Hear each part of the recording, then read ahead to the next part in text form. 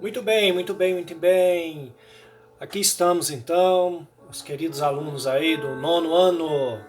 Nós vamos agora para a aula do PowerPoint, possibilitando que você possa estar fazendo aí as pausas e as devidas anotações aí no seu caderno, dando sequência aí então.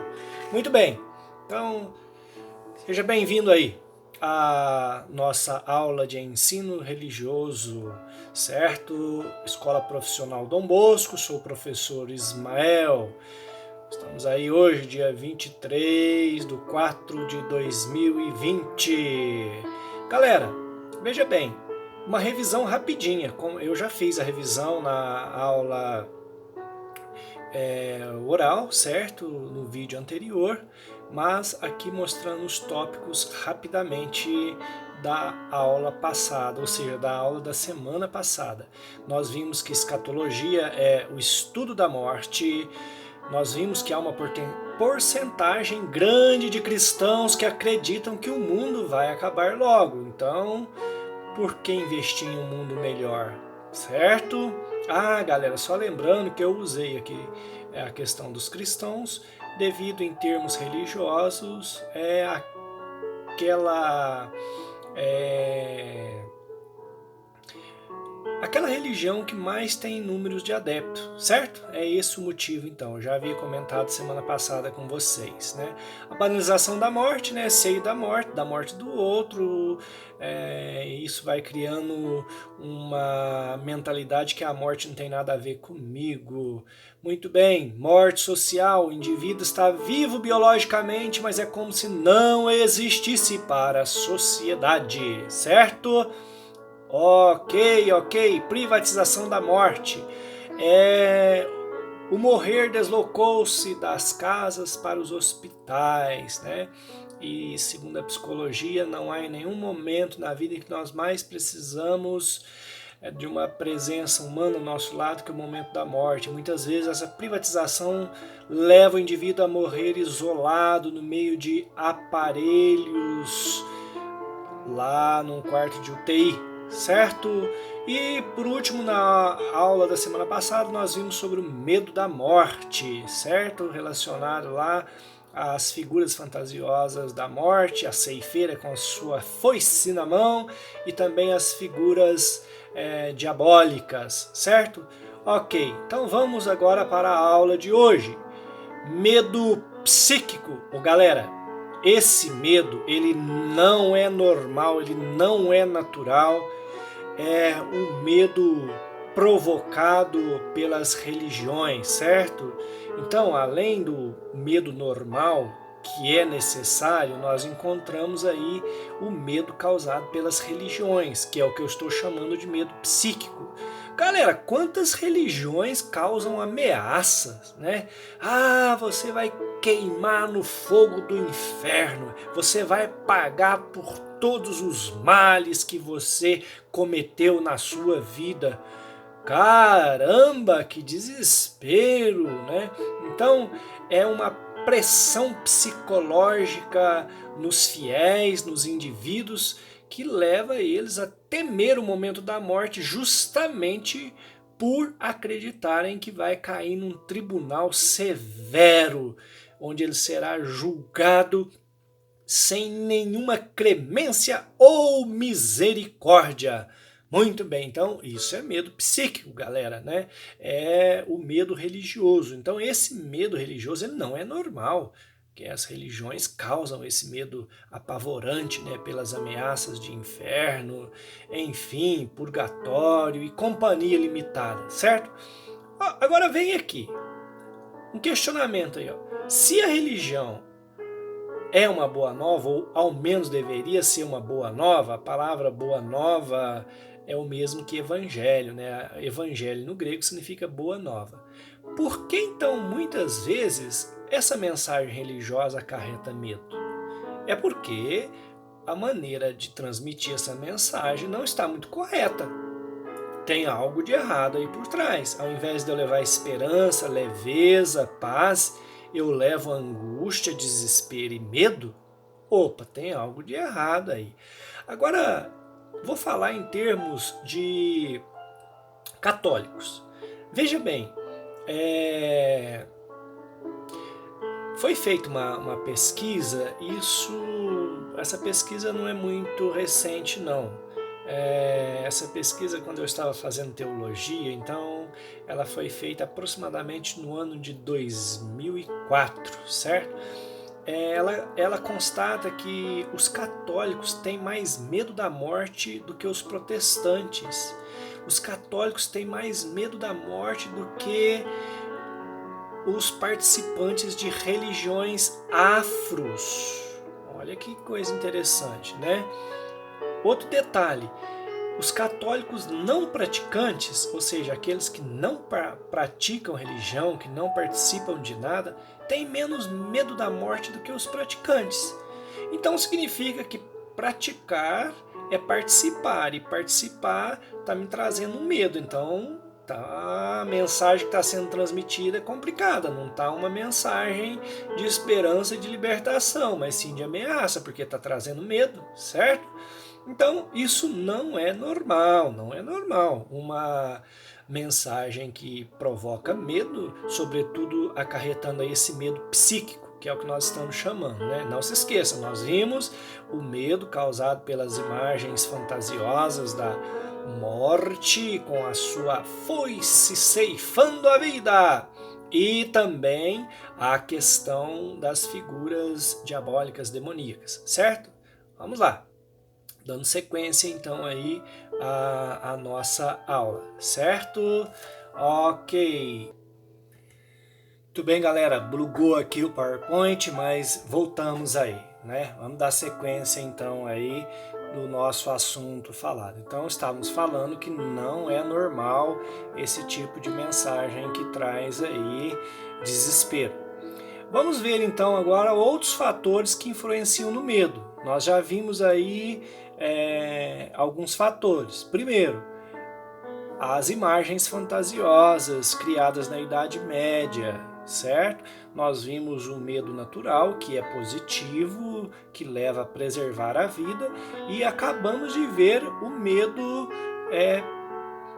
causado pelas religiões que nós chamamos do medo psicológico, certo?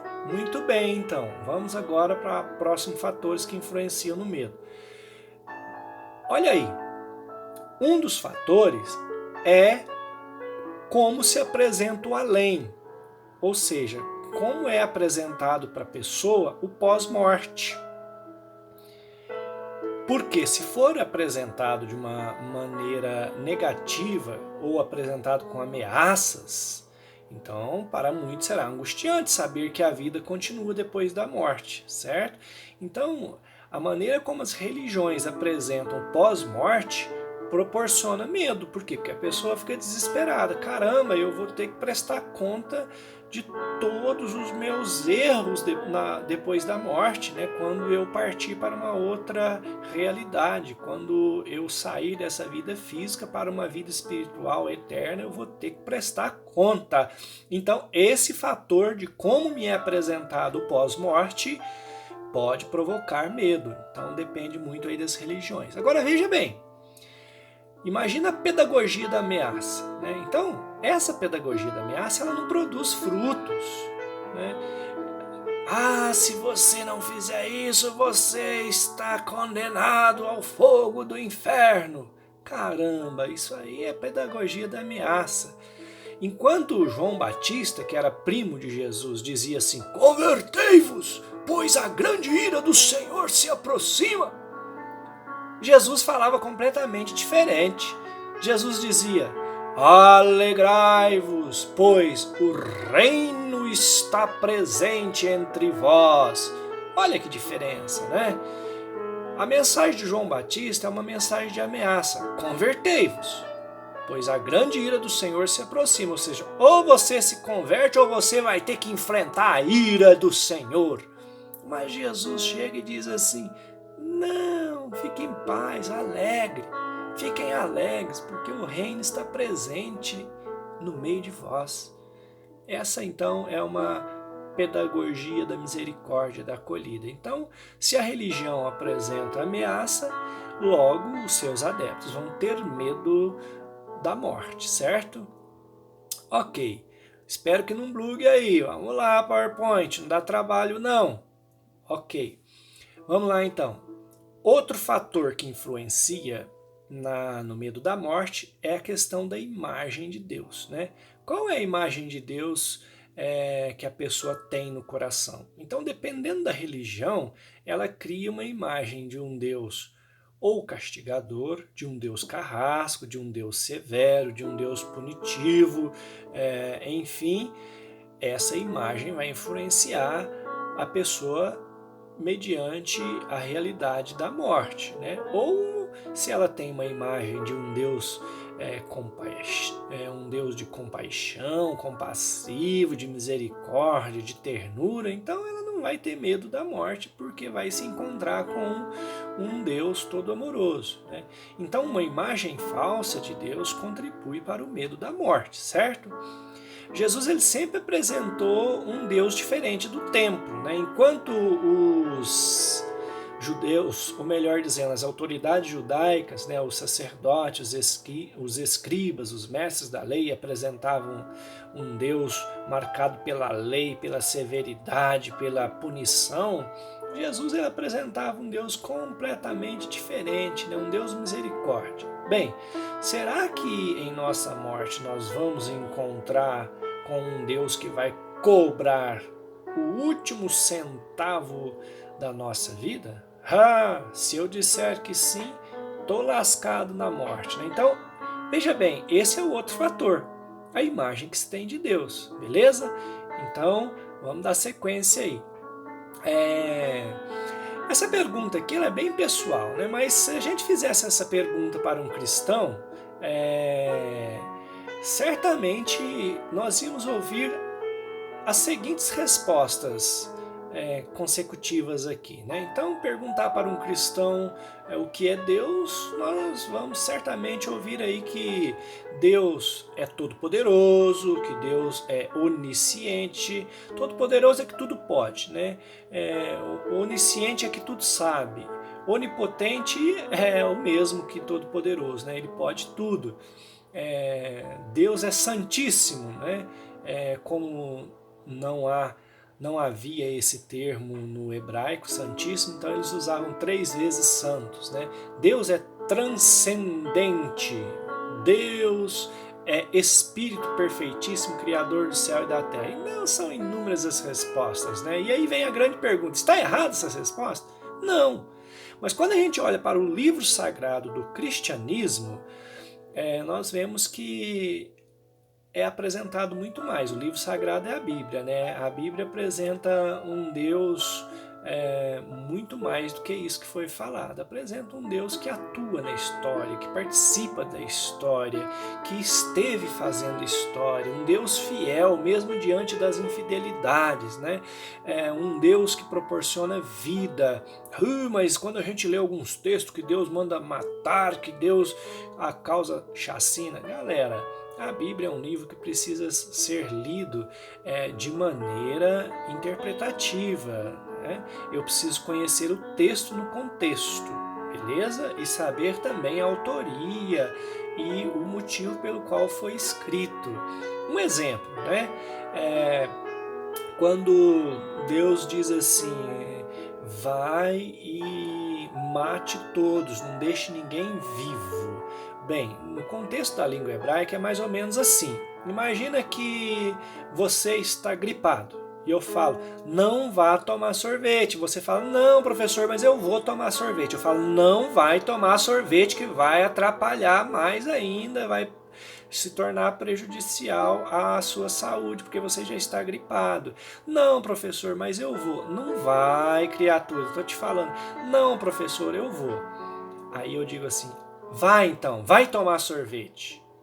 Então o hebraico seria esse finzinho aí, né? Então o hebraico não tem essa teima anterior, né? Não vai, não vai, não vai. Então ele vai para os finalmente, né? É como se dissesse, então, vai tomar o sorvete. Então, se alguém chega e pega o final da conversa ouvindo eu falar para você que está gripado, vai tomar sorvete, é como se eu estivesse praticando uma ação má. Porém, tem todo um contexto anterior que o hebraico não se preocupa tanto, certo? Um Deus Shalom, né, que é um Deus Pai, um Deus da paz, né? O Deus Goel. Goel significa Deus protetor. Lá no seminário que eu morei tinha um cão, né? Um cachorro que chamava Goel. Ele nos protegia, né? Ok, Deus, apesar de todo poderoso, não tem interesse de ser conhecido assim, certo? Bom, vamos passar aqui rapidamente, vamos ir para os finalmente aqui da nossa aula. Por quê? Nós estamos falando então da imagem de Deus. Eu estou mostrando para vocês que Jesus apresenta um Deus contraditório ao Deus do templo, das autoridades judaicas, dos sacerdotes e sumos sacerdotes, certo? Veja aí, no século IV, o ícone de Jesus Bom Pastor foi substituído pelo ícone de Jesus Pantocrator, imperador do cosmos. Galera, o que é o Jesus Pantocrator? Eu vou mostrar para vocês, né? Diante de um Jesus Bom Pastor, eu digo, ai que bom. Mas e diante de um Jesus Pantocrator, ou seja, imperador do cosmos? Isso aí, ó. Santo Deus, olha a feição, olha a expressão facial dessa pintura, né? Esse aí é o Pantocrator, né? Jesus, imperador do universo, né? Isso aí, imagina encontrar com uma criatura dessa, você é doido, tem que correr disso, né? Então, essa figura, ela entrou no local ou substituindo essa figura aqui, ó, do bom pastor. Essa figura, ela traz acalento, aconchego, ela traz paz, ela traz confiança. Galera, então, nós vamos encerrar nossa aula de hoje por aqui. Lembrando que nós falamos aqui hoje do medo psíquico causado pelas religiões, pelas ameaças, certo? Nós perpassamos aí também a questão de outros fatores que causam medo da morte, tais como a maneira como é me apresentado o além, né, o pós-morte, e por último agora a imagem que se tem de Deus, né? Depende da imagem que se tem de Deus, eu vou ter ou não medo da morte. Se eu tiver uma imagem dessa, eu vou ter medo da morte, porque eu vou encontrar com um trem miserável desse aí. Você tá louco? Santo Deus! Agora, se eu tenho esta imagem, é muito bom encontrar com uma imagem dessa que traz tranquilidade. Beleza, galera? Então, ficamos por aqui. Aquele abraço e até breve!